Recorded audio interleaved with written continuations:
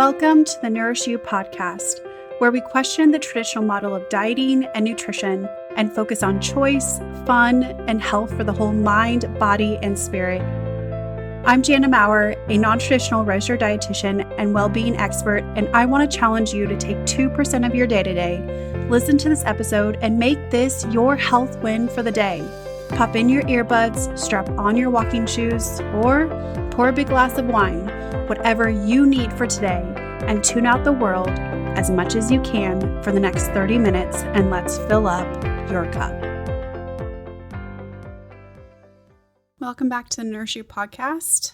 Today, I am doing a solo episode where I want to talk about this word that has just been lingering in my mind, and it keeps coming back to me. So I always say, like, if you can't let go of something, it's always God talking to you.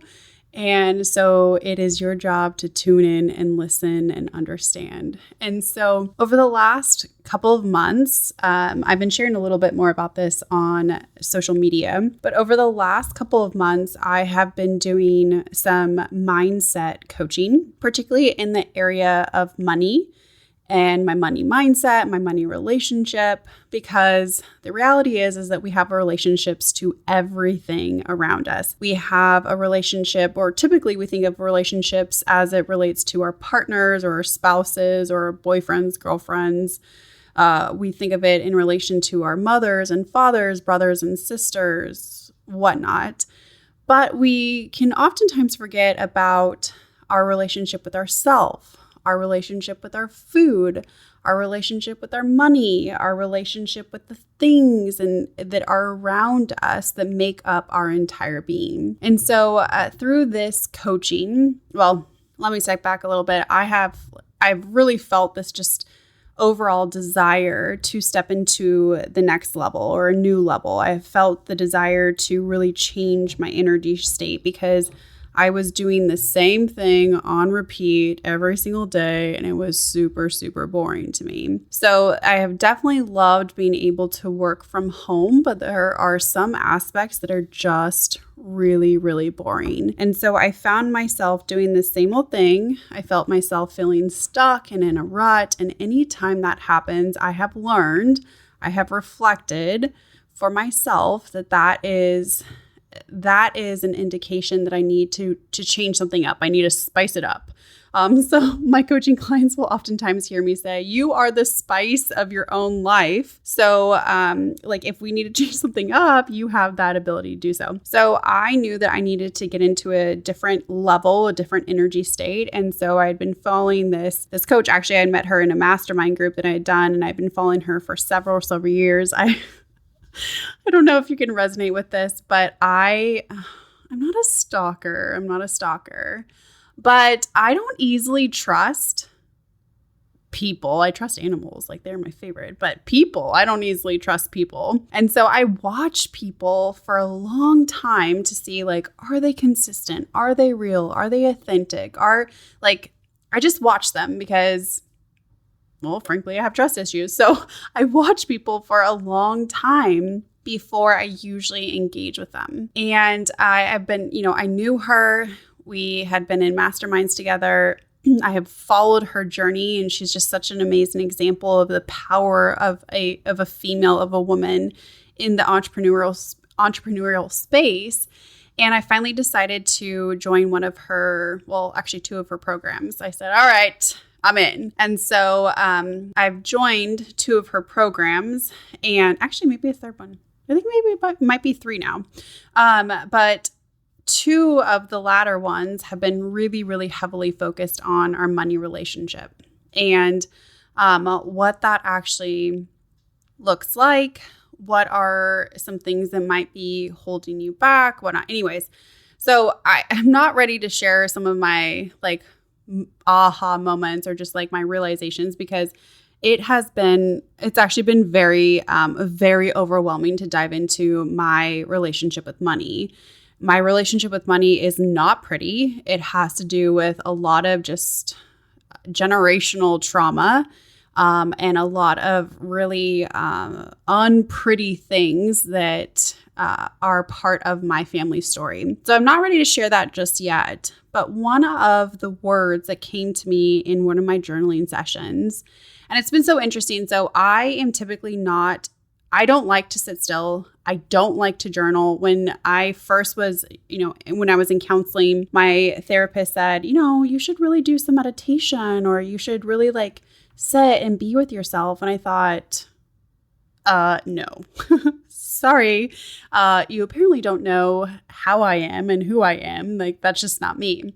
Well, okay, I kind of have to eat my words, because now 4 years later, this is how stubborn I am, and this is how resistant this whole idea of trauma I am. Mind you, I also told my counselor that I didn't want to label it as trauma, and she said, okay, we'll go with that. What would you like to label it? And I had no answer for her at all. And so anyways, this is just part of my personality. And so now I really feel like, okay, I am ready to lean into this. I'm ready to understand this, because from my own experience, I am repeating patterns, and I'm literally moving, but landing in the same spot. And so now I'm just annoyed with myself. And anytime I get annoyed with myself, I decide, okay, maybe now I should change. And so I'm doing the hard stuff, which is, I laugh because this is what I encourage my coaching clients to do. I want you to know that if you're a coaching client tuning in, or if you've ever thought about working with me, know that I recommend things based on what I would also be willing to do. I never like to tell my coaching clients something that I would not be willing or have not done, because I just don't think that makes it real. I don't think it makes it authentic. So I'm never going to go tell someone to do a cold plunge because I'm frankly so afraid of it. I've never done it. And anyways, so I just don't believe in, telling people things to do that you have never done yourself. I think that that's just really inauthentic. With that being said, the word that keeps coming to mind for me during my journaling sessions as it relates to releasing, as it relates to money, is the word releasing or release. And so this has been something that has been powerful for me on many different levels, because something that was shared was over 95% of what we do every single day is in our unconscious mind. We aren't it's been programmed into us. We aren't actively thinking about it from our conscious mind. It has been wired into us from when we were babies, and we just keep repeating it, whether it be our thoughts or our habits or our behaviors or what we think that what is available to us. And that just blew me away. And as I've been journaling, it really has been, in what way can I start shifting that subconscious aspect into releasing what has been given to me and stepping into a new reality, a new truth, a new being, a new embodiment that I actually am forming and creating and aware of and want to move into. And so this word release has just been sticking with me so much as it relates to money. But then I got to thinking, okay, so this is one aspect, this is one relationship. But when we really look at all of our relationships, oftentimes when we feel stuck, when we feel out of control, when we feel fear or guilt or judgment or whatever else you want to label it that doesn't really feel good for us, it's because we are holding on to a story, an expectation that we need to release and let go of. And so this really has just some great divine timing, because I had really been thinking about my next offer. So my one-on-one coaching program, as of today's airing date, is currently full. I'm at capacity, which means that I open up my group coaching program. And for probably the last 4 months, my group coaching program, which used to be a Healthy Body Bootcamp, just did not feel right for me. I liked some of the aspects that were talked about, but I still felt like I was missing so many different aspects. I still felt like I was keeping to the surface level. I still felt like I wasn't serving women at my highest capacity, and I wanted to change things. So I went away. I went to the ocean because that's where I clear my mind. That's where I disconnect. And I really did a half-assed job of doing that. So like every quarter, one of my mentors suggested that I get away, am able to reconnect, build back my energy levels, really see if like I'm in alignment. And I did that-ish. So I was there and I was actually taking coaching calls and I was actually doing meetings. And I was like, oh, like in between this, I'll go out, get some fresh air, do a walk, whatever. And then I'll come back and that will suffice. Well, literally, I half baked it. I really didn't dive into it. And even with that, I got on a call with one of the women that I work with, not from a coaching aspect. She actually helps me with like different writing techniques and whatnot. And I said, okay, I want to change everything about my program. Here's what I want to do. I called it Unleashed and I was like, oh, I'm so excited. I'm so excited. And then I got back home and I got scared and I got afraid and I had like vulnerability hangover because I was so scared to talk about the things that I wanted to talk about, that I wanted to share with women, because it relied on my own vulnerability to be able to talk about that. And so in this current program that I'm in, and I might get this completely wrong, but basically the notion is that you can only be as successful as you know yourself. And I have really been very, very reserved, very scared, very intimidated to really sit with myself, to know myself, to ask these questions, to have understanding, because frankly, that's not what I was taught. I grew up in a family where you do, and you don't have time to think. You only have time to do. So it was just like boom, boom, boom, boom. And I'm really good at doing. I'm really good at producing. I'm really good at coaching in high volumes. And I'm really good in staying in my masculine, but I am not good at stepping into that vulnerability, in that quiet time, in that peaceful time, in my feminine. I hate to cry, probably cry once a month, usually around my period. And then I'm like, oh my God, I feel so horrible. Like, this is so stupid. And I judge myself for it. And yet there's so much unearthing. There's so much connection. There's so much understanding of like my true feelings during that time. And I encourage my coaching clients, like, if you need to release emotion, that is one of the greatest ways to do it. And you're not weak. You're not weak. You are strong, even if you show emotion. So needless to say, this word release keeps coming back. So I decided that I was going to change up my group program again. So fast forward, I kind of tried, not really. Again, I half-assed it, of saying, okay, I'm bringing back Healthy Body Bootcamp. And I had all this writing material. I had all this stuff, like it was all lined up, and I still didn't feel like I was passionate about it. I still didn't desire to talk about it. I didn't desire to teach. I didn't desire anything with it. It was just there, and it is what it was. And is that even a thing? It is what it was. Anyways, so I was like, no, I'm not doing this again. Like, it doesn't feel in alignment with me. I don't need to do this. I'm not going to put something out that I don't wholeheartedly, back my name with, and that I feel like I can impact women, that I can change their lives, that I can be of service to them. So I took another step back, and I decided, again, through these journaling prompts, that I wanted to name it Release. Because as I thought about my relationship with money, it also kept coming up, my relationship with my body, my relationship with my self-worth, my relationship with my value, my relationship with guilt and shame and fear. These were all the same things, the same themes and things that were coming up with my relationship with fear, as have come up with my relationship with nutrition, food, and my body. And so as some of you know, if you've been around for a while, like, I got into nutrition because I had really bad stomach issues. I was a chronic dieter. I was yo-yo dieting. At my highest weight, I was like just shy of 200 pounds. And at my highest weight, I was restricting the most I ever had. And then I was binging the most I ever had. I was not dealing with my emotions. I was not talking about food or shame or guilt. I was not asking for help. I mean, just all these things. And so I come from a place where I know how it feels. I 100% understand how it feels to literally like hate your body, to not feel comfortable in your body, to feel like you are a foreign object in your own body.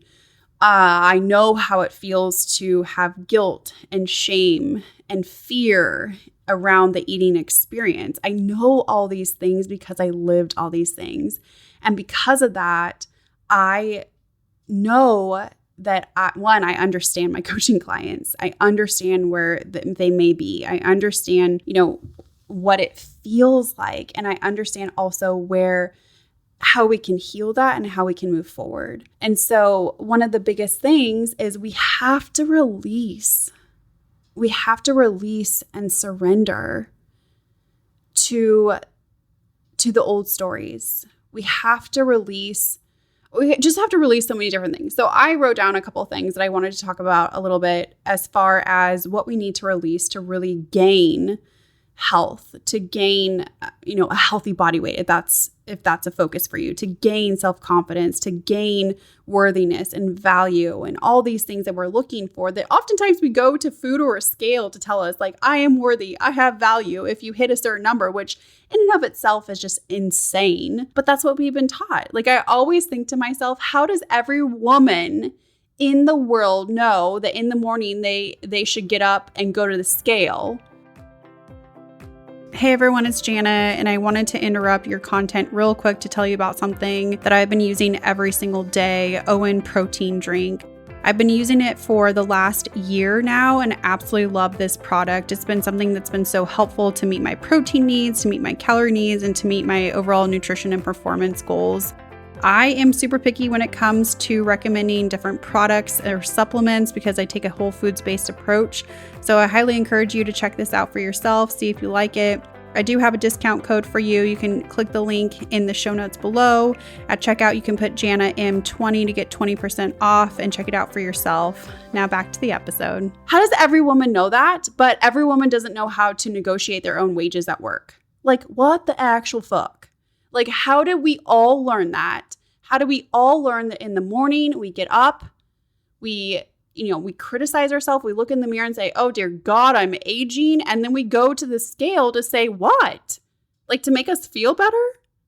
Like, I just don't get how that has transcribed. And so I feel so passionate about changing that narrative because 1, I don't want to live in that. No, thank you. I'm good.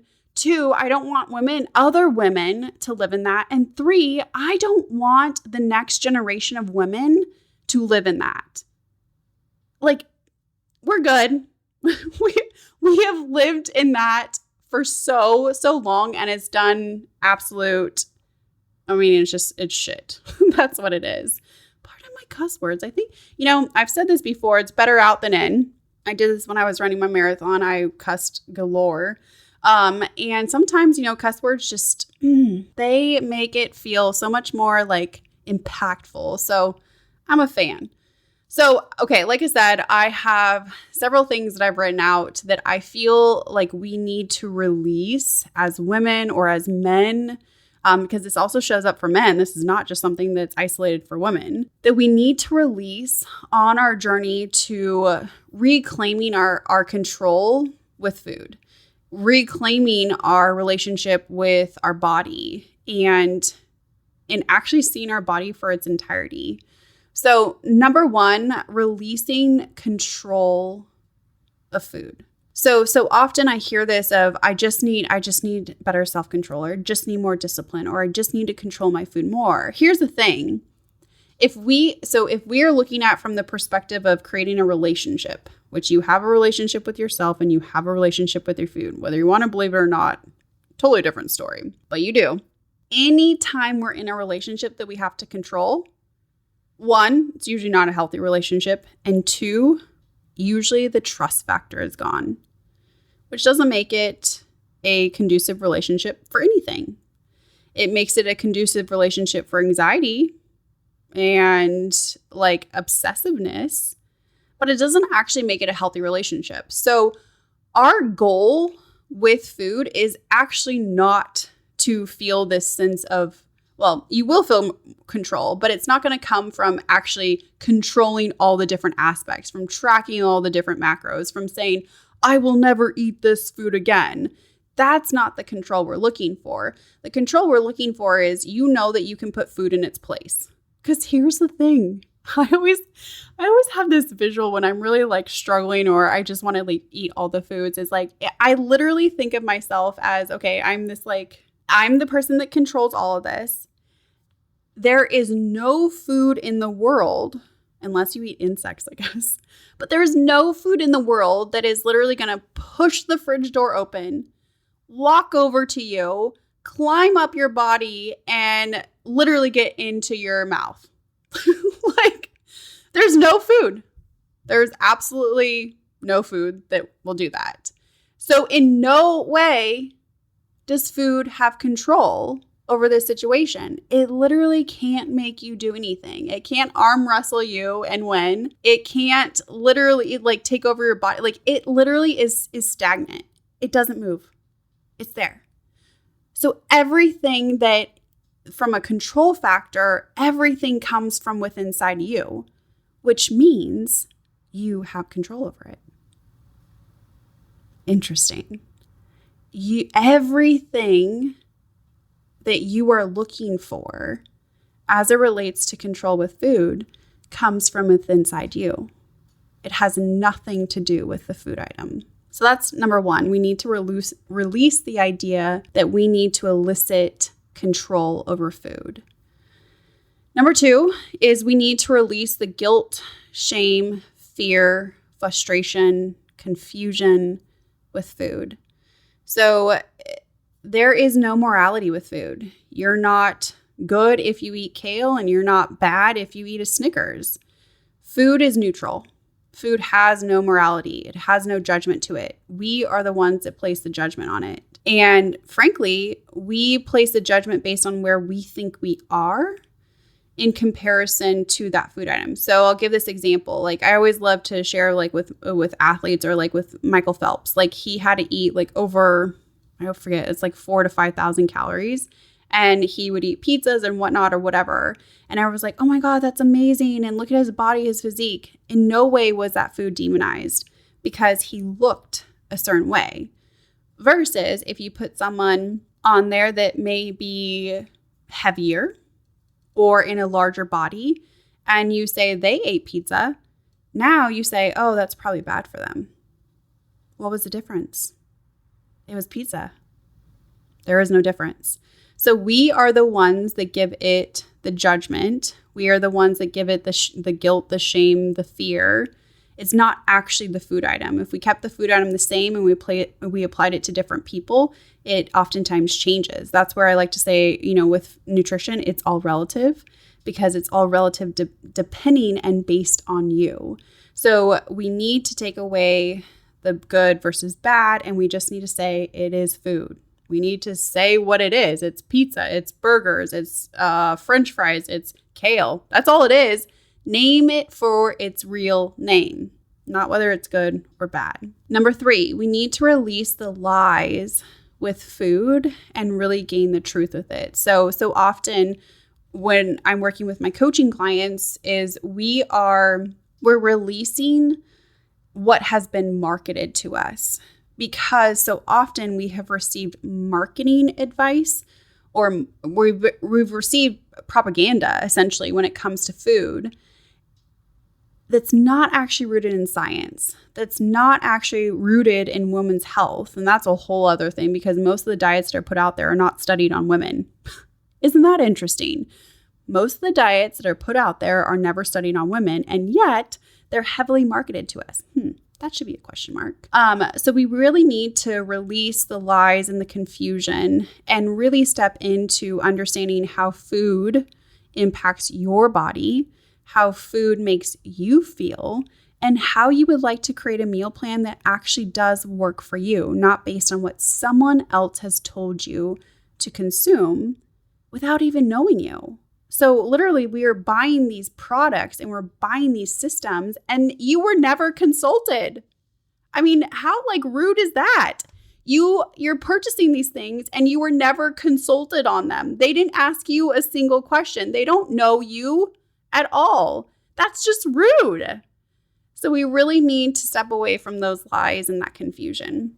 Then we need to release our old thoughts and our behaviors. So I always like to identify the behavior versus identifying the person. So often, we internalize all these things as this is you. Well, no, that is your behavior.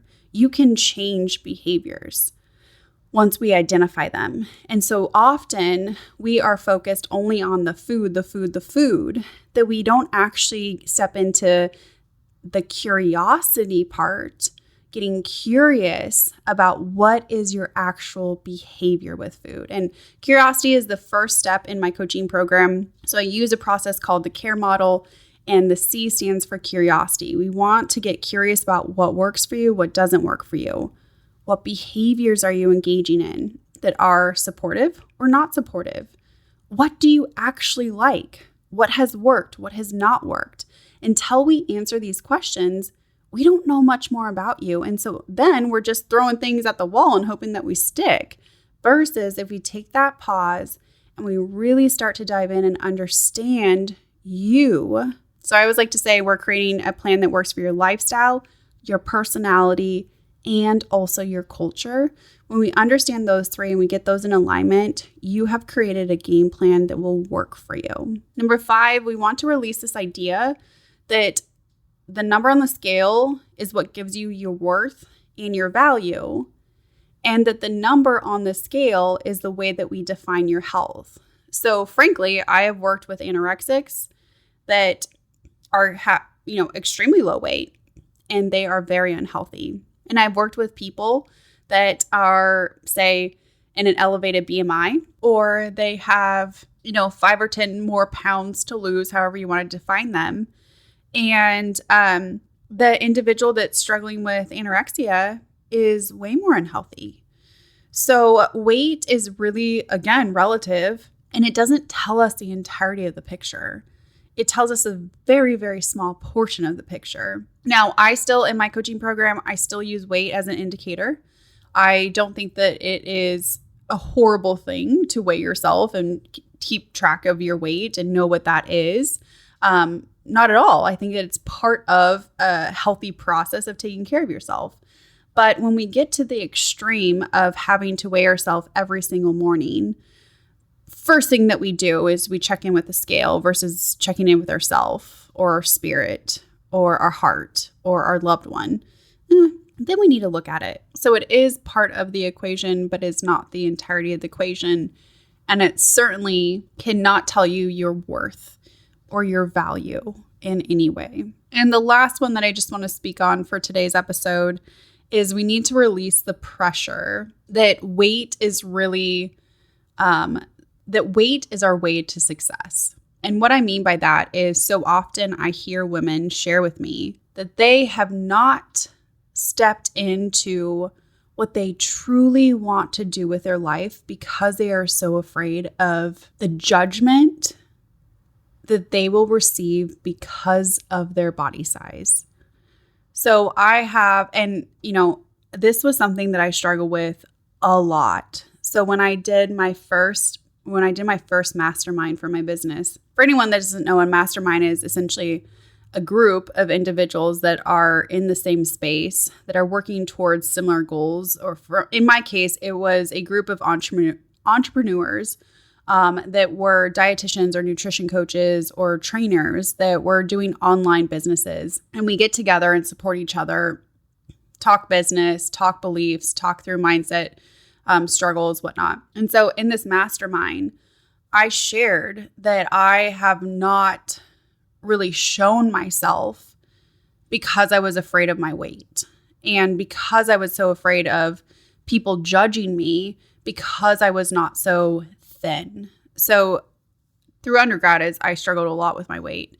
And it was so ingrained into us that in order to be a dietitian, you need to look a certain way. And part of me understands that, like, because I'll just speak for myself. I don't know how you feel about this, but I do want to work with someone that is, following their own belief patterns, right? Like, so I want to follow someone that, like, what they preach is not just for other people to consume, it's also for their own life. And so I understand it from that principle. There's also this other aspect that it is so interesting to me that particularly for us women, we are heavily judged on if our life is a success based on how we look. So, and we do that. We all do this. So don't say you don't do this. So if you're afraid of being judged, you likely have judged other people. Let's just put that out there. Judgment is not solely for those that fear they're being judged. So if you fear you're being judged in a certain area, it's because you have judged someone in that area. Let's just keep it real. So I have certainly judged women in a certain way based on how they have looked. And because I have done that, I was judging myself and I was keeping myself removed. I was keeping myself from being seen. I did not want to put myself out there for fear of comments of people like, who does she think she is? She's saying to, eat her veggies, but look at how much she weighs. And so, I mean, it was just this like whole thing. And I've heard this shared with me time and time again. And it doesn't have to be in dietetics, but I've heard women share, I didn't go back to school because I was so self-conscious about my weight. I didn't apply for the position because I was so self-conscious about my weight. I didn't do fill in the blank. I didn't purchase clothes that fit me. I didn't put my makeup on. I didn't do my hair. I didn't go out. I didn't meet with people. I didn't do all these things because I was so afraid of people judging me, my weight. I didn't feel comfortable or confident in my body. I didn't like my body. And so because I didn't like my body, I didn't do, again, you fill in the blank.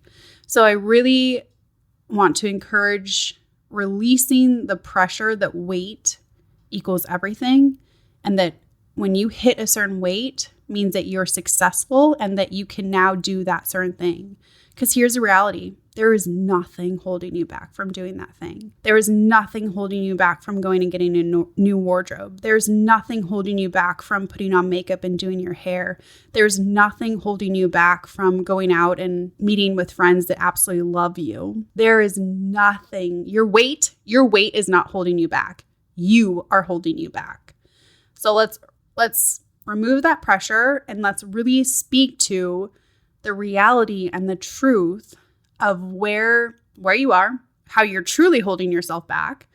And let's dive into that. Let's talk about that. And that's something that I help support my coaching clients on. And that's something that I want to encourage more and more women to really release. So those were 6 different things. All of these topics are what I'm going to be talking about in my group coaching program, Release. It starts June 27th. It is an 8-week program. I am going to be going through all the different things that I've shared. So we're going to be talking about like releasing those old habits, releasing the guilt and shame, releasing the lies, releasing the old thoughts. I'm going to help teach you and show you. I'm not going to tell you how to eat. I'm going to teach you how to eat. So I don't like to tell people what to eat. I like to teach them how to eat. Because frankly, most of you know what to eat. Like, you know that fruits and veggies are probably good for you. But there's something else that's there that's like the reservation. So I like to teach people how to eat for their own bodies. So that's what I'm going to be doing in my group program. I'm going to be teaching you how to eat. I'm going to be giving you the nutrition science of why it's important that you eat your carbs. Yes, we want to eat carbs. And yes, you can lose weight while eating carbs. We're going to be talking about meal planning and prepping because we still need to do those things. So anytime we put time and attention into something, we are more likely to succeed with it. So we still need to give time to food if that is something that we want to be successful with. I'm going to be exploring metabolism and hormones, emotional eating, our hunger scales, and intuitive eating process. We're going to talk about the whole body health and wellness aspect of how so many other things in your behaviors throughout your lifestyle impact your weight. So for example, your sleeping patterns, that actually impacts your weight. That also impacts your hunger levels. So there's all these other areas. And so I take a really broad approach. We're going to talk about calming the stomach bloat and then also diving into body image and how we can really continue to build that confidence and build that body identity that really resonates with you. So if that's something that you're interested in, please feel free I'll put a link in the notes below. You can click on that and you can just let me know that you're in. And I would love to get you started in this group coaching program. Again, it's going to be starting June 27th. So we'd love to have you. All right. Talk to you soon. Thank you so much for taking time out of your day-to-day to tune in. If you love today's content, leave me a review letting me know exactly what you liked best. And remember to share my podcast with others to join the Nourish You community. If you want more great content like this between episodes, I encourage you to join my mailing list. You can click the link below in the show notes or check out my website at www.healthwins.org, and let's stay in touch. Until next time, I'm Jana. Talk soon.